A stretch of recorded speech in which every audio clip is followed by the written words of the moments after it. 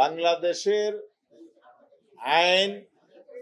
আইনানুগ প্রক্রিয়া সাংবিধানিক প্রসেসে পলিটিক্স করি আসছি আমরা। দেশটা ৭২-এর সংবিধান দ্বারা চলেছে, অ্যামেন্ডমেন্ট হয়েছে নানাভাবে।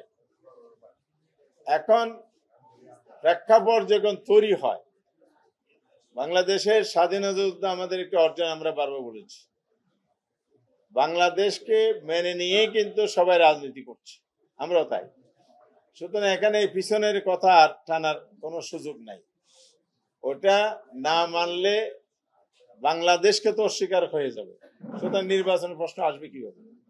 আর জুলাইটার হুবহু এরকম না হলো, জন আকাঙ্ক্ষার জায়গায় এই স্পিরিটটা এমন জায়গায় উচ্চ পর্যায়ে চলে গেছে, যেটা ধারণ না করে ভবিষ্যতে আসলে রাজনৈতিক পথ চলা কঠিন।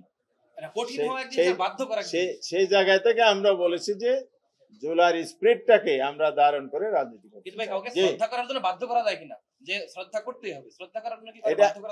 এটা বিষয়টা হলো প্রস্তাব আলোচনা হয়ে যে জায়গায় কনক্লুশন হবে, সে জায়গায় না আমরা এটা বলতে পারি। আমরা তো আলোচনা ক্লোজ করি নাই।